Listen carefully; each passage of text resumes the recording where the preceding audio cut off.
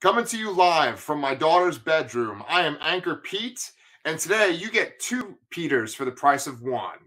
Both Peters have taken their role-playing games and turned them into stories, but only one of us is living the dream and has had his works published. I'm talking, of course, about author Peter Hartog.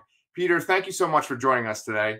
Oh, Pete, thanks for the invite. And, you know, two Pete's better than one. I mean, what more could people want?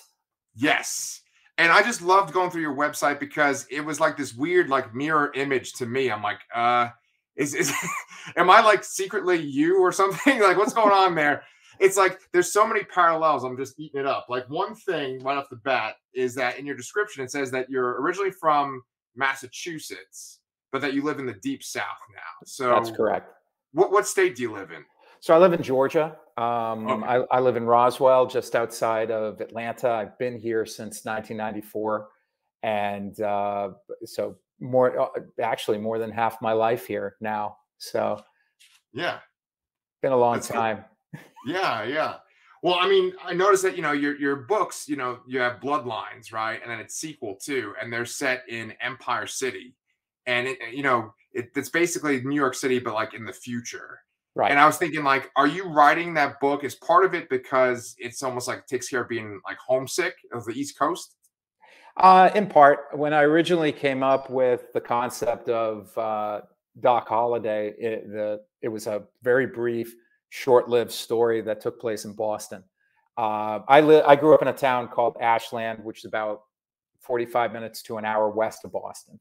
And I'm still a New Englander. You can hear it in my accent. Right. You can't take the mass hole out of me, right? And I still love my New England sports, and go Patriots, go Bruins, go Sox, go Celtics. And so I wanted to write a story in a setting that was familiar to me, which is why I picked Boston. But the story was short-lived because it just didn't feel good. It didn't feel right at all, and I trashed it. That was 12, 13 years ago. Okay. And so one day, my brain is working because I run RPGs, tabletop RPGs with a gaming group that I've known since 1989. They are good personal friends of mine. We met at a convention. I went to college at a place called Brandeis University. Excuse me. And back then they used to do a sci-fi convention. And so I got asked, hey, would you like to run a D&D game called City of Brass? And I'm like, yep, I'm in. Why not? What the heck? And so when I ran this game, a bunch of people showed up at the game, and little did I know that these folks would be some of my best friends in the world, would become some of my best friends in the world, that they would inspire me to write Bloodlines and Pieces of Eight, the Guardian of Empire City series. And that, they would influence me in so many different ways. So when the idea of Empire City hit me, it was for a tabletop RPG with my group. I was just driving home from work, which is where I do most of my really heavy creative thinking. And I listen to a lot of soundtrack music, movie soundtracks, television soundtracks, and you just get inspired by some of the things that you hear. And I was like, you know what? Empire City sounds really cool. And it's not like that's a new concept. Empire City, New York is known by that. But I was like, no, I want something bigger. I want something grander, but I also want something, dark, Blade Runner-y. I want the rain, and I want the gloom, and I want the drudgery, but I also want the brightness in the darkness. And so Empire City just kind of stuck with me. And then a few years after I came up with the idea, I started traveling to New York once a month to visit one of the offices that I had oversight for during a previous job. And so I'd be walking around the city and just really admiring the architecture and the people, and the smells and the experiences and the sounds. I said, yeah, this is it. I love Boston. I will always love Boston, but Empire City, New York City, that's where the basis of the story has to come from. Yeah, well, as someone that lived in New York City for most of his life, I can appreciate it. I grew up on Staten Island. That's one of the suburbs. Yep. And but I've gone to Manhattan many times, and Brooklyn. And I noticed that your sequel book take part of it's in Brighton Beach. Oh, So yes. it's cool that there's like this familiarity with the area, Mhm. and especially with Doc Holliday's backstory and like the people that he grew up with. I definitely, it was making me think about home. You know. Mm. Now that game that you mentioned that you played with your friends, I'd never heard of it before. I played a bunch of RPGs. What was it called? City of Brass, It or? was just the name of the. It was a D&D game that just happened to take place in something called the City of Brass, Oh, and okay. so it was AD&D. I mean, back then we're talking first edition. I Right. mean, I'm old. Excuse me. Remember, I'm old. So I grew up with basic set Dungeons and Dragons, and then Sure. advanced D&D first edition. Second edition showed up, but I never caught up. And I know, what are we on, like ninth edition? No, I'm kidding. I know what we're on because I still play. But Right. so but it was a first edition game, and yeah, I got to build the characters that I wanted to build, and I gave them names. But I didn't give them any personalities or any backstory. The players that sat down at my table are, and I'm okay, fine, I'm biased because they are my friends, but they are some of the finest RPers that I've ever encountered, ever. And Okay. I've played in tournament games, I've gone to cons, I've encountered lots of other folks in my journey and my travels, and these folks are, they're some of the best DMs I've ever played with, and they're some of the best players I've ever had at the table. They really are. And I know a lot of other folks that I've played with, and they're wonderful too. These guys are they're just something else. Wow. So that's pretty serendipitous. So essentially, like, you just randomly were introduced to this group, Yeah. and they've just stuck with you for years. Then at this I, point. I I don't know why. I mean, it's not like I bathe or I'm actually friendly or anything. People hate me. I mean, what can I say? But maybe it's just, or as my wife likes to say, she took pity on me, Right. and kind of keeps me around. Again, I'm not quite sure why, but they we hit it off. I mean, when you come across souls in your travels that they understand you, Yeah. they share a similar passion for science fiction and fantasy and adventure, and classic tropes of high fantasy, and but expanded their horizons to all of the different genres that we see nowadays, and embrace all of them. And they're just good people. They're people that you want with you when everything goes dark. Yeah. And I'm very proud to call them my friends. Wow. That's awesome, man. Yeah. A little side story about me, real quick. I actually met my wife through a role playing game, and Oh, yeah, I wouldn't have my life. I wouldn't have my wife or my kids, and I don't even know if I'd still be living in Texas. But when I first moved here, I answered an ad for a role playing game. They were looking for another player, and it was a couple people playing Call of Cthulhu, and it was my wife and her brother and his uh-huh. wife, and then this other guy, and we all played together, and it was kind of like love at first sight. And she's been with me since then. I've ran a whole bunch of RPGs since then too. I've been playing since 1982, and I still love it. It still holds its appeal, whether it's Yeah. D&D or we play other systems as well. Um, uh, God, the old Marvel superheroes, Monster of the Week by Evil Hat Productions is great game system, and I've used Monster of the Week for the cases. Bloodlines and Pieces of Eight, and the third one called The Devil's Share are all cases from our RPG sessions, and I've used Monster of the Week for it. I think it's a fate-based system. The nuts and bolts sometimes escape me because I'm more into the let's have fun, let's do the role playing. Yeah. The granular stuff is a little. I mean, it's important. Don't get me wrong, but I Yeah. just I want my players to sink into their characters and have fun in the story. That's awesome.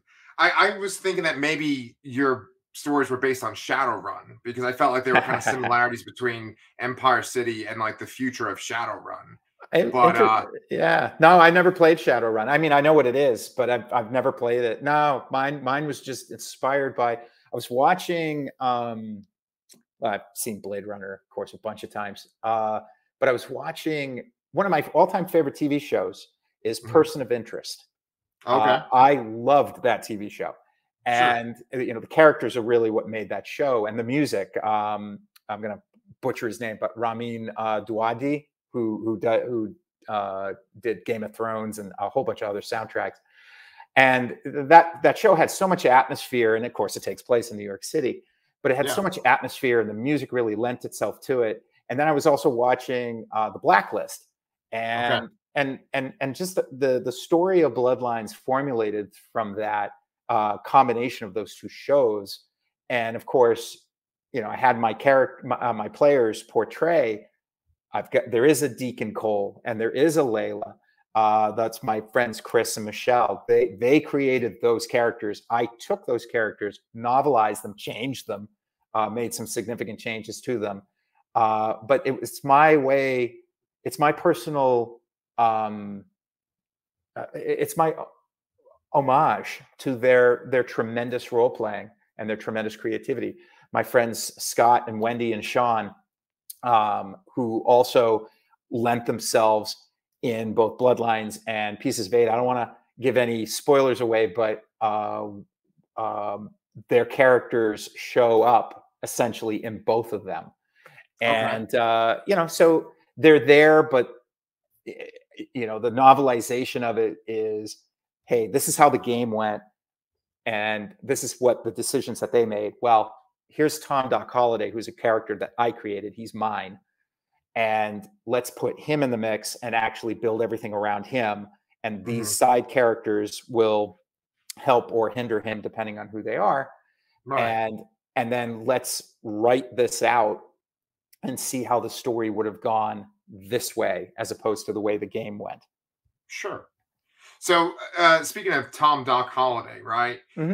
Did you create him for an RPG that you played in, and then he was your character, or? No, he's my guy that I've always wanted to write a novel, and life gets in the way. I mean, you know, any writer's going to tell you, labors of love require time, patience, luck, a wonderful partner who keeps your children away from you when necessary.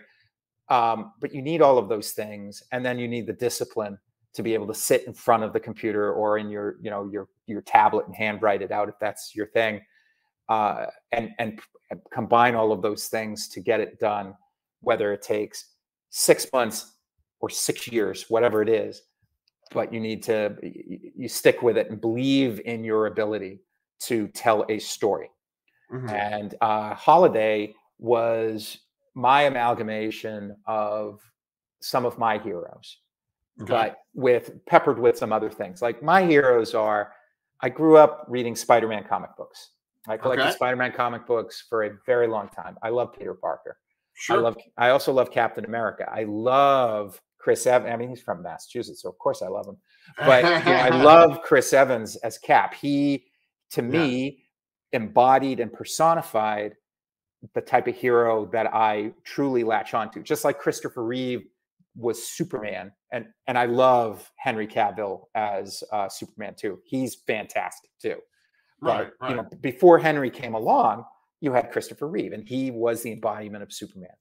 And then at the end of all of that, I'm a original Trek fan. I love Next Generation too. We've been watching Discovery. I love Discovery, but I'm a Kirk guy. I love James T. Kirk, and Picard is a close second. And you know, so I don't believe in the no-win scenario.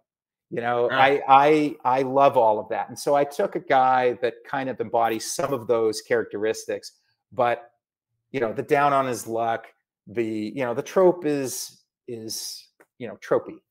But it always catches with me. I love the down on his luck hero, and I also in a world that is got a lot of strangeness that's been going on for a while. There's a lot of anger out there, and there's a lot of misinformation and a lot of folks that are hurting. I personally believe that good will triumph over evil. Good will get beaten up along the way, that's for sure. But good triumphs over evil. I wanted a good guy. At the end of it, he may have made mistakes. He may have done some dumb or some bad things in his past, but you can be redeemed. Everybody deserves a second chance. Now, if you blow that second chance, that's another story. So Right. Holiday is a redemption. I mean, Bloodlines and even into Pieces of Eight is there's a redemption arc, and it's a very important aspect, certainly in Bloodlines, of somebody who's been beaten up by life because of bad choices he made, bad decisions he made, and he's trying to correct them, and he wants to Yeah. do good, and he wants to, he wants to step up and defend those who cannot defend themselves. Sure. And that's where Holiday comes from. That would be something, right, to have Chris Evans play him in a movie, right? A live action version of him. Chris Evans is too handsome to play Holiday. Oh, okay. Remember, Holiday describes himself in the first chapter as, "Yeah, I have a face for radio." Oh, yeah. And one of the things that I like is the narrator of your audiobook. It's Todd Meneses. Is that how you say his name? Yes, Todd Meneses. He's brilliant. Right. That's what I was going to say, is that like he really captures that sort of New York accent. You can't really hear mine because it's sort of watered down, but he really plays it up in Yep. the story. And I was wondering, like, he's not a New Yorker, right? Like he's putting on an accent for the character. That's Okay. right. He's from, I believe he's from Missouri Okay. or from Kansas. And Okay. well, I know pretty sure he's a big Kansas City Chiefs fan. He's just a super nice guy, and he's very talented. Yeah. Go to toddmeneses.com and you can see all of his body of work. And I've already reached out to him and said, "Hey, are you interested in narrating for Pieces of Eight?" And he said, "Absolutely." So some point in 2022, Pieces of Eight will be an audiobook as well. Yeah. And I mean, it's just incredible listening to somebody else who doesn't sound like super nasally like me, narrate your book and go, "Holy crap, I wrote that. Yeah, I did write that. That's Yeah. not so bad," or maybe Yeah. maybe we should edit that part. Oh, it's too late. Oh well. But you said that your characters, you made Doc, or Tom Holliday, right? And then your friends were the inspiration for Deacon and for Layla, right? Right. But then Basim absolutely seems like a character that you've put a lot of thought into. That honestly, if I'm thinking about, because I haven't read the second book yet, right? But if I'm thinking about what I'm most intrigued about, I want to learn more about the Velen and that whole world. And so, like, because I always wonder when I talk to writers, how did you develop that, and like how long that process take to come up with that Velen aspect? So Basim is loosely based on a character that my friend Scott played. It's a very different. His character was very different. Was a Velen, but very, very different. But the one thing that his character and Basim had in common was the auditory expression, but not the magical singing. That was me. I came up with that. So I wanted a character who was a nice foil for Holiday's brashness, his combination of erudite PhD that sometimes shows up, and the hard-nosed homicide detective. Someone who could handle him and be on the same level as him, and in fact, still hold secrets, which he's got a bunch, that will be, many of which will be revealed in the Devil's Share. So unfortunately, Pieces of Eight doesn't shed much light on the Velen culture, I'm afraid, but the Devil's Share will. And someone, as a Star Trek fan, I love Spock, and I love that cold logic, but I wanted a cold logic facade that hides probably not the right word, but hides a very turbulent, emotional individual who has a lot going on in Bloodlines that you don't find out as the story progresses. There are clues throughout the story. If you reread it, knowing what you know at the end of it, you will find them. And so that sort of complex, complicated, interesting, strong female character that needed to be in this story absolutely steals some of the scenes as well, but is also broken.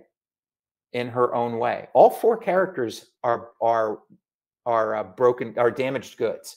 They all have problems, and some of them get revealed and some of them don't. And that makes them, ironically for the villain, that makes them human, but it makes them distinct. It makes them unique. And they each have a very strong and unique voice too.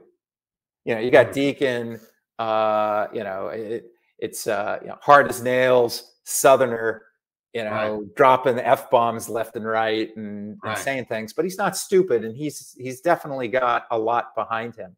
You have Basim and her cold, logical hauteur, the almost aristocrat, businesswoman, scientist, musician.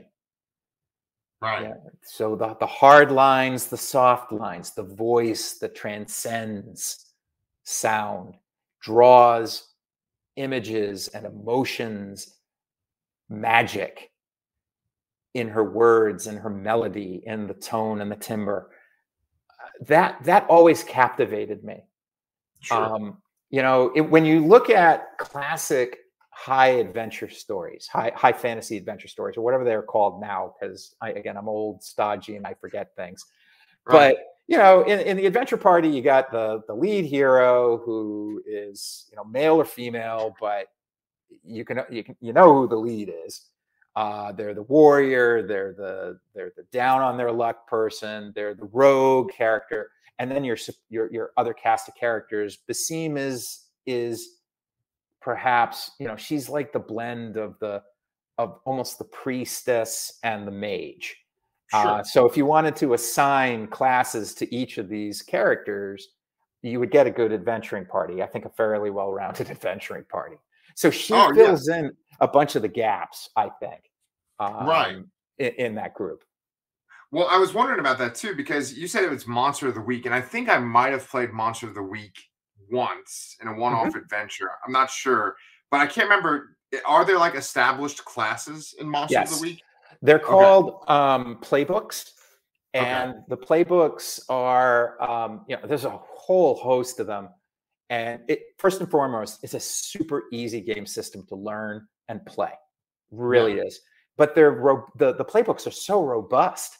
They Deacon, for example, is a combination of playbooks, but predominantly one called the Hard Case. Layla is a playbook called the Spooky. They draw inspiration from things like Buffy the Vampire Slayer and Angel and Harry Dresden and the Dresden Files and all those kinds of things.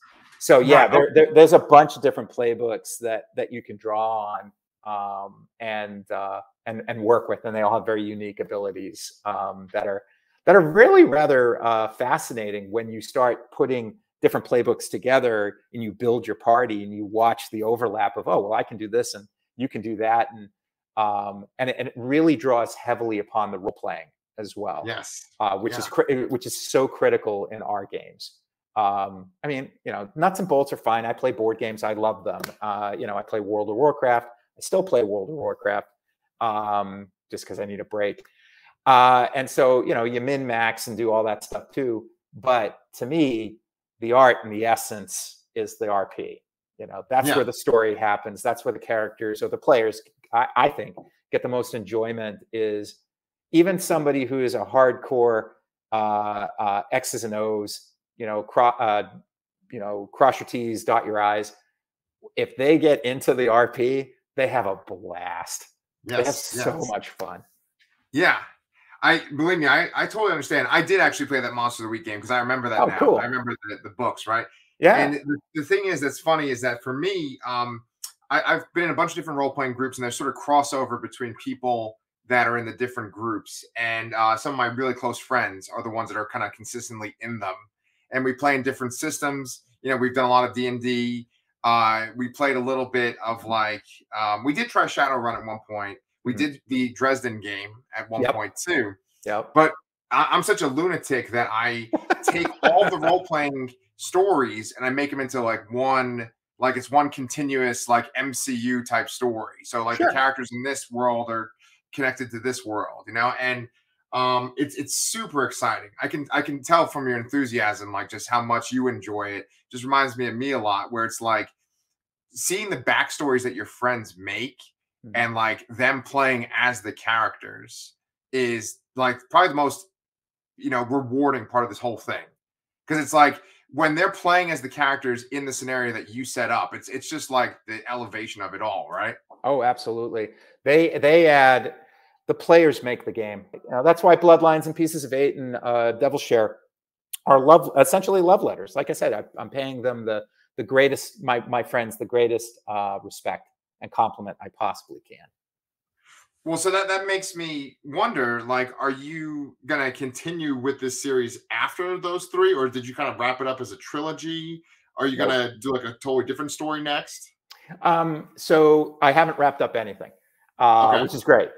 In fact, the fourth case, which I haven't, it's percolating, is going to be a actual gas lamp setting. Something will happen that somehow the characters, both in the novels as well as the RPG, will get transported to a gas lamp setting of Empire City, Okay. and there will be a crime. There will be things that they have to do and deal with, and it's all related. It's all related. Um, but yeah, but I just haven't come up with how I want to do it yet, and I haven't, because I'm trying to write the Devil's Share, and I'm such a, I got to go from point A to point B to point C to point Z. I can't take on multiple projects. I don't walk and chew bubble gum at the same time. Just not that good. Yeah. And so, as I'm writing the Devil's Share, uh, I really don't work on other things. But Sure. but if inspiration hits me, I have to Yeah. write it down. I'm like, okay, this is what I'm doing, and boom, boom, boom, boom, boom. And then I have it all plotted out, outlined very loosely, because I leave the game outlines as well as the novel outlines loose enough to account for other inspiration or choices that the players make or choices that I think the characters and the story will make clearly different from the game. Yeah. I definitely separate them. But I draw from one to the other for sure. And you know, you have on your website compared it to the Dresden Files. We've kind of mentioned the Dresden Files a bit so far today. There was another series that you referenced too on your website that it was similar to. I'm sorry, I wrote it down. It's a series I know. Oh, yes, Ben Aaronovich's Rivers of London, Oh yeah, right? Rivers of London.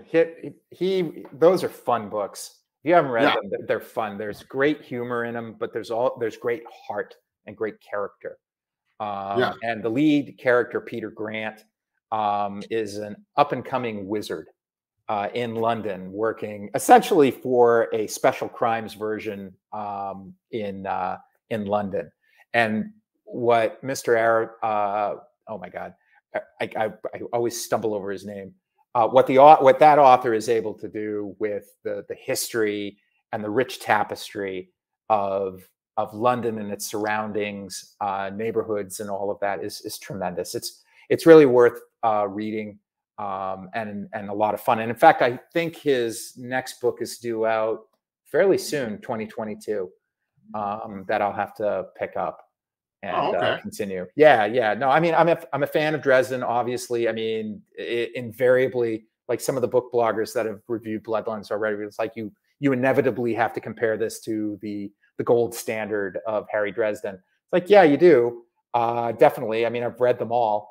And I wanted to try to do something different. There are similarities. I can't hide them. I mean, they're just there. But I wanted to mash genres together, something that I really hadn't seen Right. in the books that I've read. You've got the Blade Runner-esque science fiction aspect to it. You've got the magic, the Dresden-esque side to it. You've got the Harry Bosch. Big fan of Harry Bosch. Michael Connelly's Bosch is tremendous. I watched the show. I read the books. It's good stuff. Right. And and I wanted to blend all that together and then throw in my personal brand of humor which sometimes I think I'm funny. Sometimes, the jokes fall flat. Just ask my wife; she'll tell you. But and try to make a very readable, approachable story with approachable characters, relatable characters that you can believe. And dive in with them and feel their pain and want them to win. And the bad guys are bad, and you want the good guys to win. And so that element is definitely there. Where you've got the guardian of Empire City side of it, which is that mystical, eldritch side of things, right? That definitely changes some of the tenor of the story as well, because you're like, well, wait a minute, he's just a homicide cop. Yeah, he is, but guess what? There's other stuff going on. Right.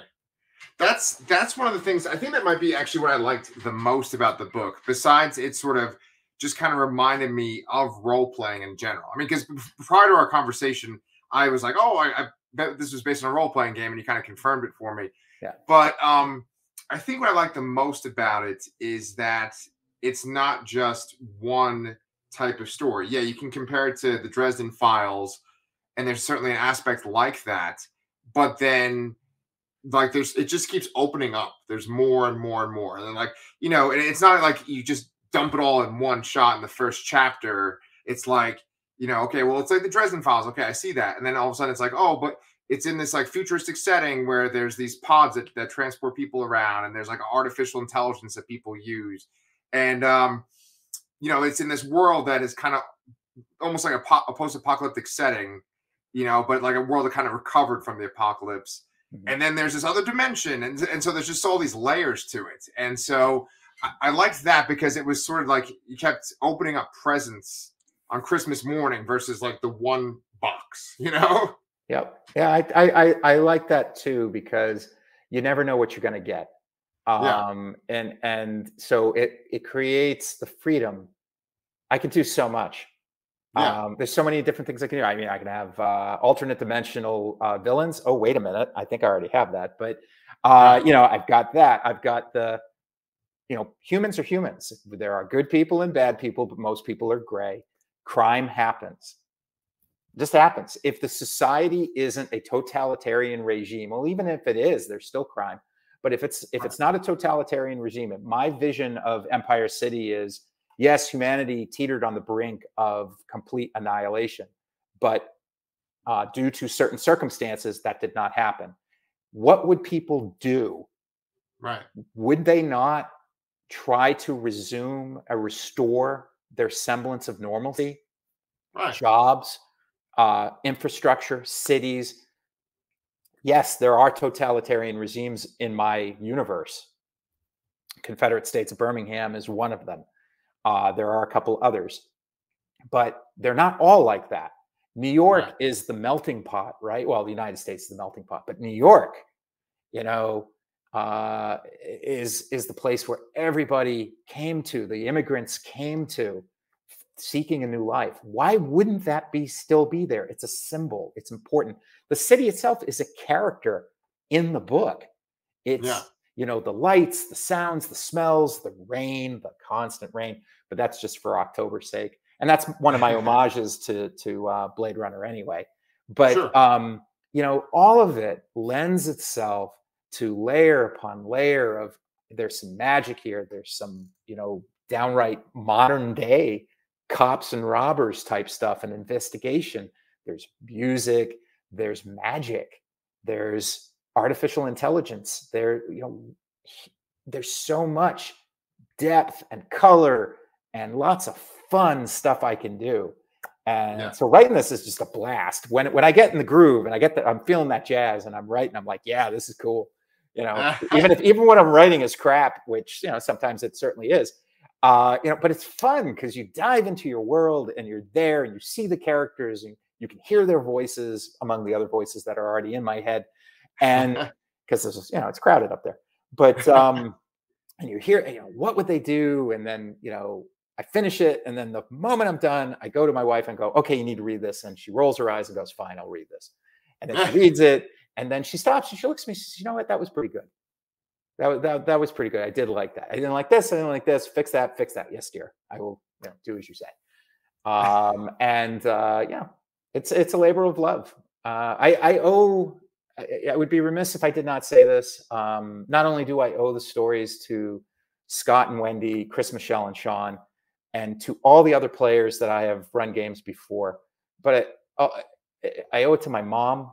She passed away in 1994 from cancer. My mom introduced me to Star Trek. My mom bought all of my books. We would go to the bookstore in a place called Shoppers World in Framingham. It no longer exists. Well, it looks like something else, I should say. It's an outdoor mall. There's a bookstore there called Laureate's. We would go there. My mom would get her trashy romance novels, as she called them that. I did not. And I would go, I would walk in the store, turn right, head to the wall, science fiction, fantasy section, and I would pick out stuff and she would buy them. And she's like, you read everything. Read. Expand your mind. I owe that all to my mom. And I wish she could see what I've been able to accomplish. And my dad, who is probably my #1 marketer and salesman. My dad's going to be 80 years old in December. And I swear to God, wherever he goes in Massachusetts, he sits down at a bar or something, and he's got this deep, gravelly voice because he used to smoke a lot and drink a lot. And he'd be like, hey, so do you like reading books? Well, my son here, yeah, he wrote one. It's on Amazon, Amazon.com. It's called Bloodlines. Yeah, you should buy it. You should read it. Take a look at it. You might like it. My dad has sold so many books for me. It's unbelievable. And he's still waiting for his royalty or his cut. He's never getting any, but it's for the kids. It's their college fund, but all $2 that I've made, but it's not about the money either. It's about the creativity. It's about talking to folks like you, meeting so many wonderful, wonderful human beings on Twitter that I never would have met had I not written these books and taken the plunge into social media. I have to thank you all. I mean, yeah, fine. I wrote a story. Yay me. You have to read it. If you don't read it, if you don't like it, I still wrote a story, and I'm very proud of the fact that I did. Trust me, I'm very proud of the fact that I did.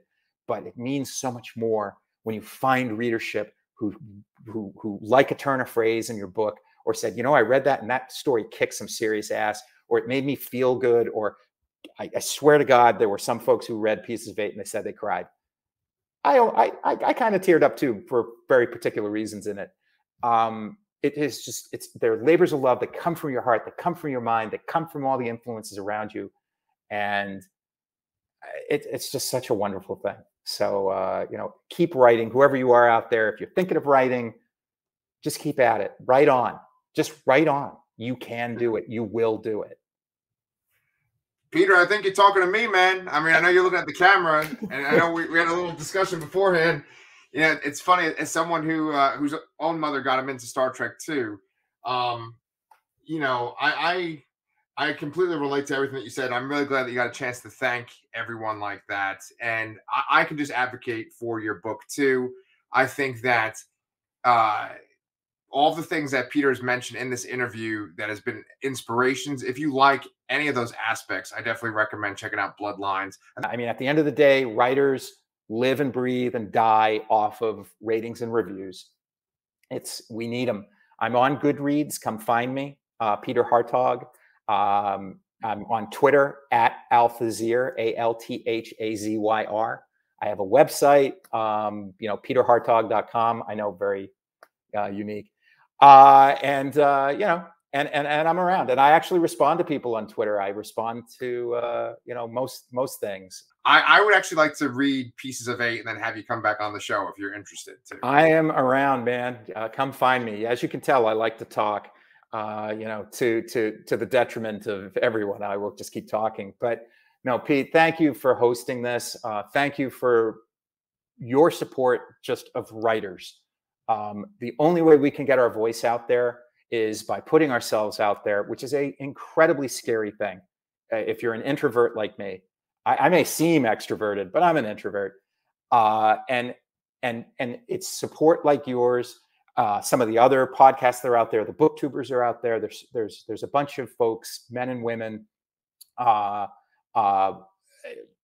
thank you. Thank you for supporting us. No problem. You can thank me, man, when you have me virtually come play in one of your RPGs.